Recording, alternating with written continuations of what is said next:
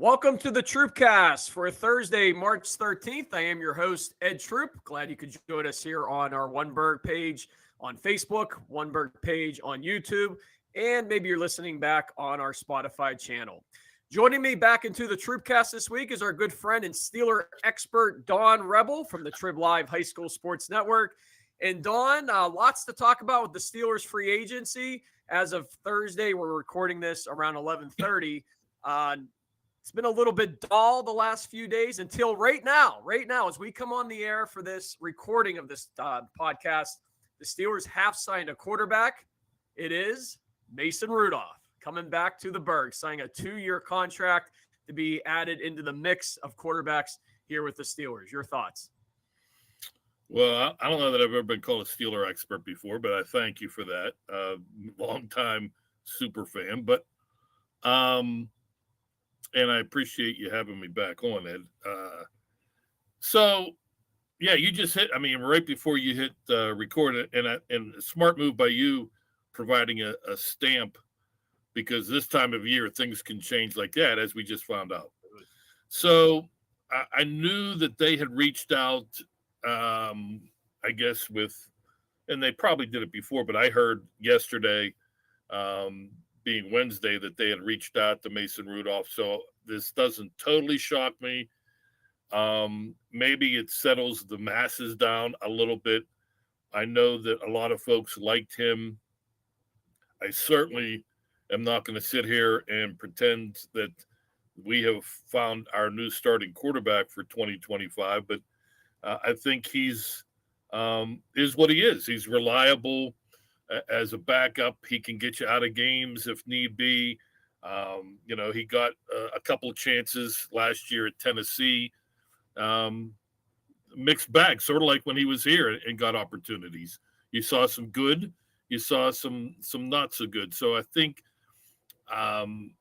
he probably realizes at this point in his career, this is how it's going to be. He's probably going to be more of a backup than a starter.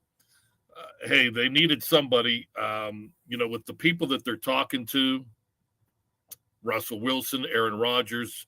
I guess everything we have to wait for, Aaron Rodgers, the great Aaron Rodgers, to make a decision. So a lot of teams are in limbo, not just the Steelers.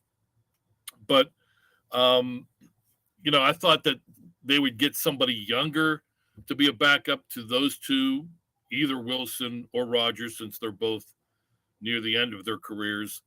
But Mason Rudolph serves a purpose. And if you want to draft a quarterback, say 4th, 5th round that you like, okay, that's fine. But the question still begs, who's going to be the Steelers starter? On the free agency period in the NFL, the new league year officially started this past Wednesday at 4:00. But as early as last weekend, the 3 or 4 days leading up to that period, deals were being made, just not inked to paper until after Wednesday at 4. The Steelers were active Sunday night. It came across a major trade. They acquired DK Metcalf from the Seattle Seahawks in exchange for their 2nd-round pick, and they swapped 6th-round picks to get Metcalf. Other than that, only a few other signings that are really of note so far this week for the Steelers. A big one in defensive back corner, Darius Slay, a 6-time Pro Bowler from the Eagles, joins the Steelers. Kenneth Gainwell, a running back from the Eagles as well, their 2021 5th-round draft pick, who has had some success the last couple years in Philadelphia, joins the Steelers. And Malik Harrison, a middle linebacker from the Ravens, looks to replace Landon Roberts, who left via free agency this week. We'll get to the Steelers' plus and minuses in a little bit, but the main thing, Don, before we break down the Metcalf trade, is that quarterback position you just spoke of. Justin Fields signs with the Jets. He gets a 2-year deal for $40 million, $30 million guaranteed. Sam Darnold goes to the Seattle Seahawks. Russell Wilson, as of this moment that we're recording this podcast, is on his way to Cleveland to visit the Browns today. And Aaron Rodgers, it's between the Giants and the Steelers or not to play at all, and he's holding things up right now. Reportedly, the Steelers have offered Rodgers. They're just waiting for a response. Yeah, and I'm sure the Giants are in the same boat. They've probably made an offer, and now, again, everyone's got to wait for Aaron. So I guess we'll talk about the quarterback situation first and foremost. A lot has been made. Teeth gnashing when Justin Fields made his offer or made his decision to sign with the Jets. What that tells me is that the Steelers, if I think, the message right after the season was, I think both from Mr. Rooney and Omar Khan, we'd love to have one of these two quarterbacks back. Well, I think you almost have to say that just in case, you don't want to say we're looking in a new direction and then you end up with one of those two. That's not a good look. I don't know that they were as fervent to re-sign Fields as some of the fans think they should have been. I think that's a contract where if the Steelers wanted to match or even give more, they could have. I just think that they made a pitch. The Jets' offer was more. Steelers weren't going to budge, so Fields made his decision. And good luck in that market. So now you're down to, and then of course there were rumors of Darnold being in play. I'm not sure how legit that was. And then, he signs with Seattle. So it leaves pretty much Rodgers and Wilson. You made the offer to Rodgers. He seems to be their first option of choice. You mentioned Wilson going to Cleveland today, going to New York to talk to the Giants tomorrow. It'd be funny if he signed with the Browns and Kenny Pickett demanded a trade, since Pickett was traded from the Eagles to the Browns last year. Of course, when the Steelers got Wilson, that's when Pickett said he wanted out. But, really, if you think about it, the only other quarterback out there that you would have any interest in is Kirk Cousins. And I'm not saying that that's a great move if it came to that. If the other two, were not available anymore, you could always make a trade. There's been rumors about that as well. So I think they have an idea. Yeah, they're waiting now for Aaron Rodgers by all counts. And if he goes to New York and Russell Wilson signs elsewhere, I think they know they have a plan, another plan that, really we don't know about right now. They're not going to go in with Mason Rudolph as their starter. They're not going to draft someone and give him the reins. They still fancy themselves as a contender, at least in the division. And with some of the players they have, they should. So, again, it's still wait for Aaron Rodgers, see what happens. Some of the money that I've heard that they've offered Aaron Rodgers kind of makes me a little worried. But $90 million. Yeah, I mean, hey, I don't think he had a terrible year last year. Obviously, he couldn't do anything about the torn Achilles. His last year in Green Bay, he was fine. But I thought he got better last year. It's just, he was playing behind he's not a mobile quarterback anymore, but he was playing behind a really bad offensive line. The hope is that, again, one of the things that this organization is trying to do is get strong up front. You hope that the offensive line will be better this year with all the young talent they have. And that somebody of Rodgers' ilk, or if it came down to it, Kirk Cousins, would be able to play well behind that line. You got another weapon with Metcalf, but the quarterback situation is not ideal. I mean, that's obvious, but we'll see. I'm not hitting the panic button like a lot of other folks are doing. I felt like a year ago when we sat here in early March when they, made the moves at the quarterback position, redid the whole quarterback room and brought in Russell Wilson and Justin Fields. There was a lot more optimism than there is here a year later. Fields leaves. Wilson, we're not sure about because we're waiting on Aaron Rodgers. So the quarterback position right now, as we record this podcast again late Thursday morning, is they have two quarterbacks under contract, Skylar Thompson and now Mason Rudolph, who signs a 2-year deal to return to the Steelers. Don, the other big move that started the week off, Steeler Nation was very excited Sunday night to acquire DK Metcalf a little quiet since, but DK Metcalf, now a Pittsburgh Steeler, as the Steelers give up their second-round draft pick, and they swap sixth-round draft picks with the Seattle Seahawks. Your thought on Metcalf?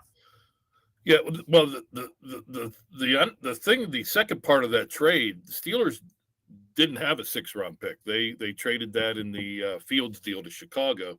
So they actually gave up one of their 3 7-round picks to move up to 6. So that really hasn't been a big deal made of, but I think I mean, you're moving up from the 7th round to the 6th round. So that's a little bit of a bargain, a little bit of icing on the cake. The cake is delicious. DK Metcalf. He is one of the top receivers in the league. Dangerous, big, speedy, emotional. And I know a lot of Steeler fans. What we've seen from number 14 in black and gold over the last couple of years has sort of rubbed a lot of folks the wrong way. Metcalf is sort of the same ilk. So and to be honest, and I'm not saying that Pickens is better than Metcalf, because at this stage I don't think that's the case. But I think the one thing Pickens is unbelievable at is making the absurd catch look routine, making the high level traffic catches. Metcalf, for his size, you'd think he'd win more 50-50 battles, but Metcalf is more than willing to go over the middle. He's not just a jet down the sideline.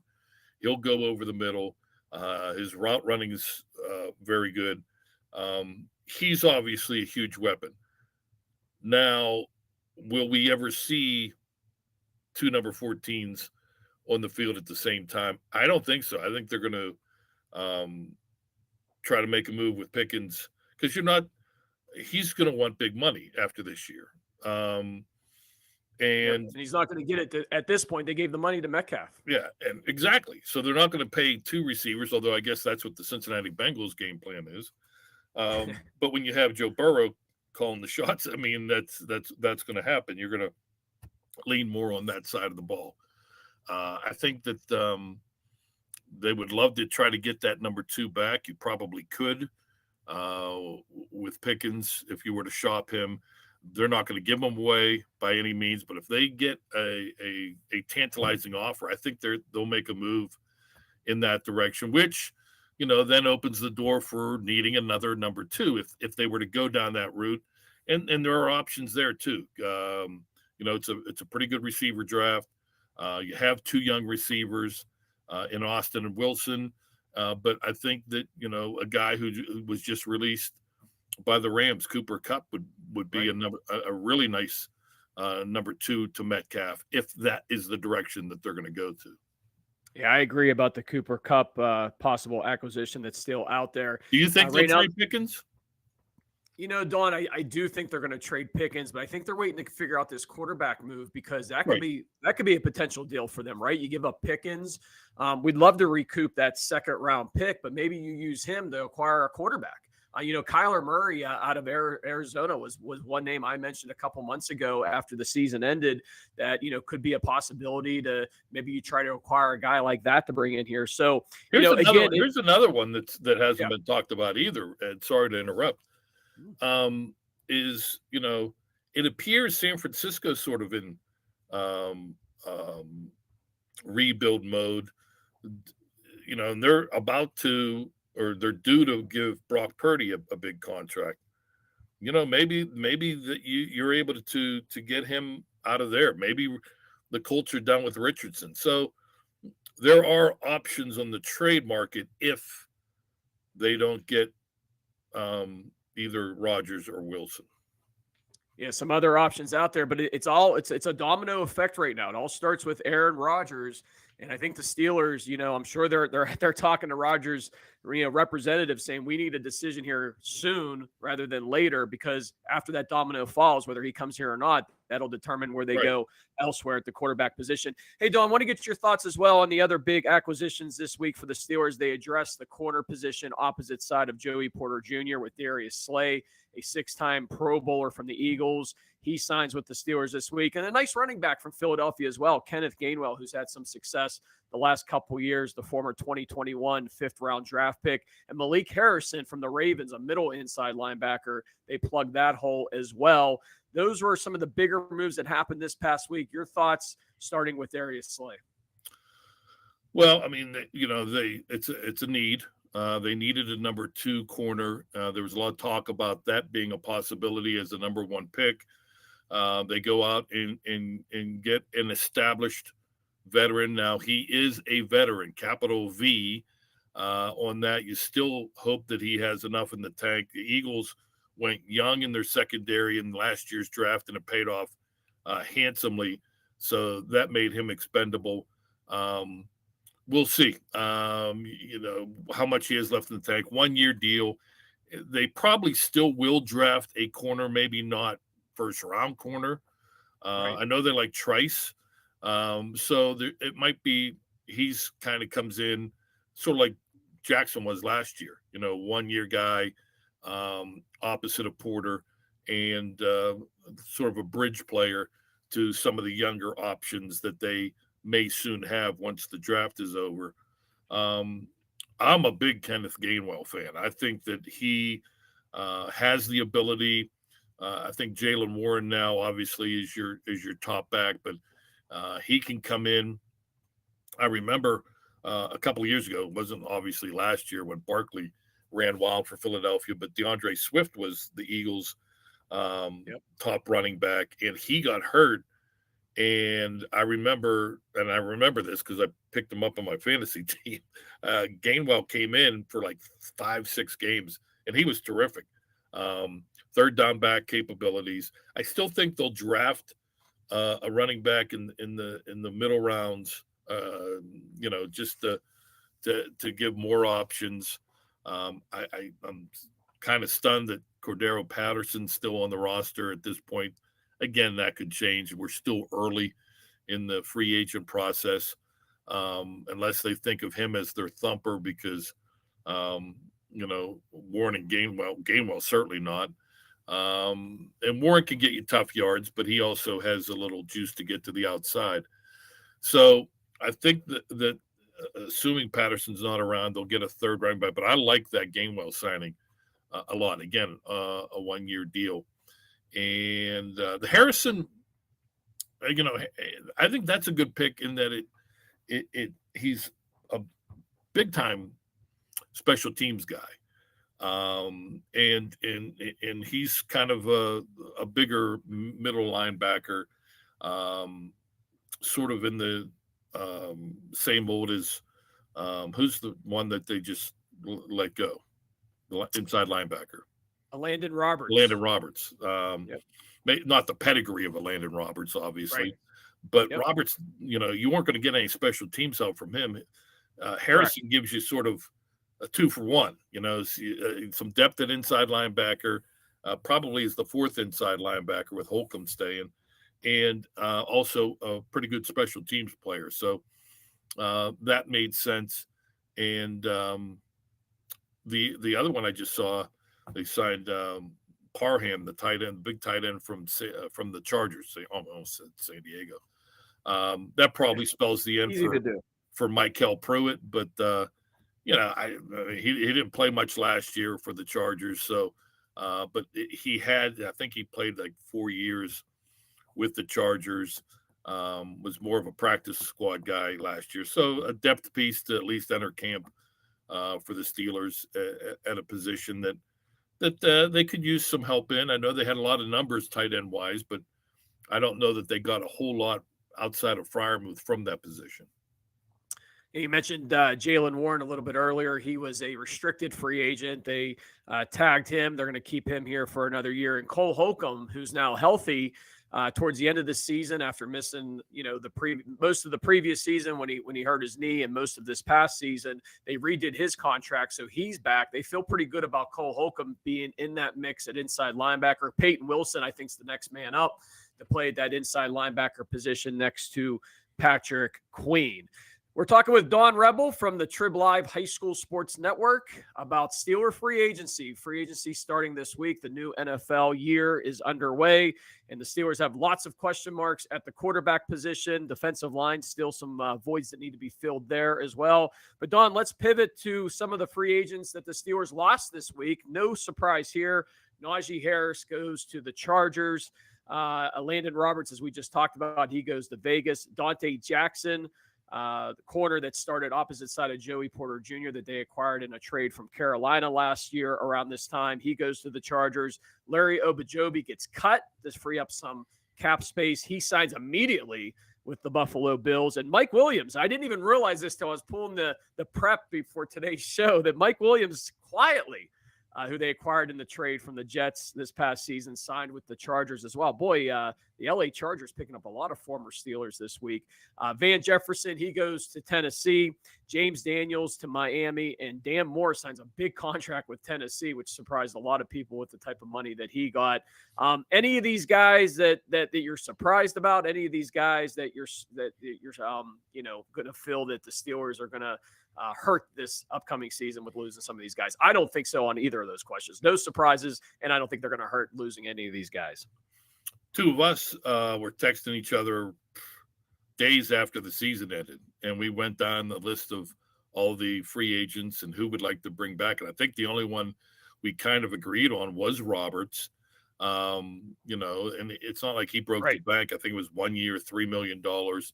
But that's a depth piece that they got younger at with Harrison. So none of them. No, I think we all expected them to walk. The Moore signing is great in that it helps with our comp picks, which, again, it doesn't affect the 2025 draft. It will the 2026 draft. And all those guys that you just listed are going to help the Steelers. I think the most you can get is 3 comp picks in a draft. And I think right now, it looks like we're going to get 3 comp picks in the 2026 draft. And the Moore signing probably will be a number 3 comp round, a 3rd round comp pick. He started as a rookie, serviceable. You can say what you want about Dan Moore Jr., but he did a nice job. He wasn't great, but he was a 3rd, 4th round draft pick. I thought early on he did a nice job surviving. And as the seasons progressed, I thought last year in camp that he earned the job. It looked like he was going to get, possibly that they could cut him to save money with the 2 young tackles that they had drafted in the 1st round in 2023 and 2024. But he earned his spot. I think his play didn't hold up well late, like many other players, part of the reason why they really struggled down the stretch. But him signing for big money is actually good news for the Steelers and all those guys. I mean, they're serviceable. None of them, I don't think, were anyone that the Steelers are going to gravely miss unless, injury bug hits at a certain position. But good for them. They all landed on their feet. They're all serviceable parts for their new teams. I don't know. A couple of them will be starters, but I'm not sure that everyone you just listed will be in a starting role in 2025. So, I didn't even know a couple of those that you ran down either. The I know the quiet signings that a lot of times we miss. But yeah, I mean, I don't think any of them are going that are ones that the Steelers were hoping to get back. I think that the guys that they were interested in bringing back, they like Warren. No, he wasn't he was restricted. But the one that I thought was a little interesting was Harris. Only a 1-year deal, but pretty good money. And that's the kind of money that I don't think the Steelers wanted. They probably thought, and Harris's people probably thought he could get on the open market. that they weren't willing to pay, and I don't necessarily blame them. I think it was $9.5 million. That's a pretty steep price tag. Dawn, we have about 5 minutes left here with you on the show for this week. Just a few other notes in and around the Steelers free agent moves this week. There's still a few current Steelers that are not signed.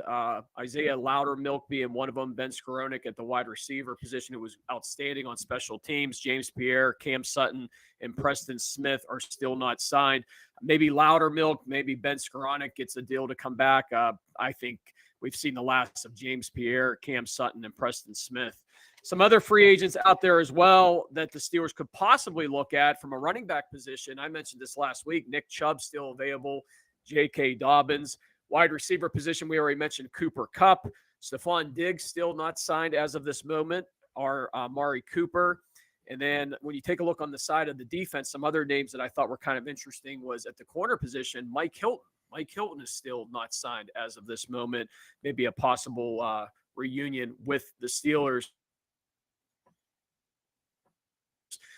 Any thoughts on any of those players? I just see possibilities you think for the Steelers to bring in any of these guys, including maybe a reunion with Hilton. Well, Loudermilk, I believe, is a restricted free agent. I might be wrong. Yeah, he is restricted, so they could bring him back and just. They might not.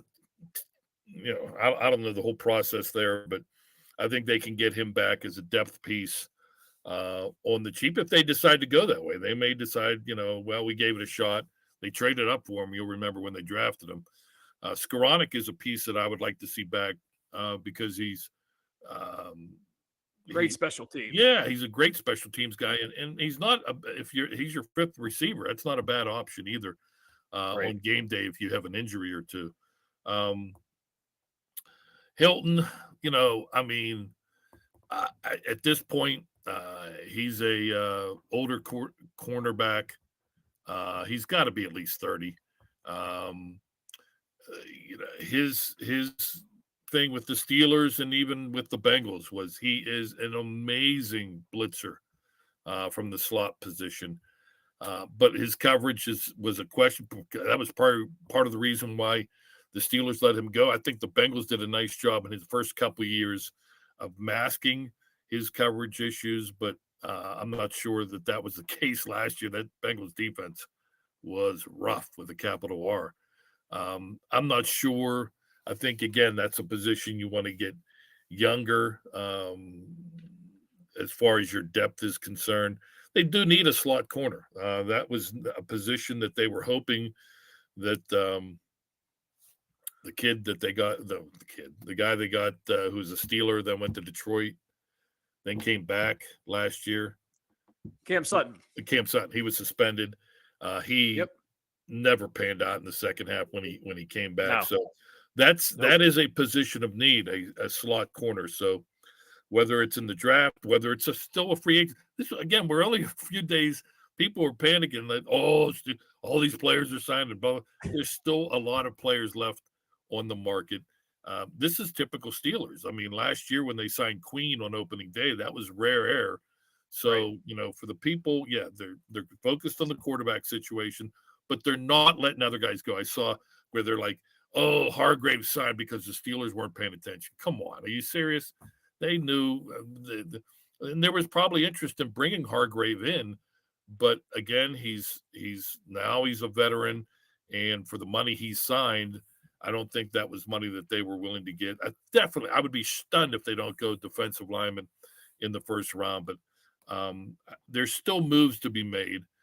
Maybe even today, maybe even this week, but still a lot of time before the draft for them to deal with depth pieces in free agency. Dawn, let's end with this. Let's circle back and end with the quarterback position once more, since we haven't hammered that enough here on the show.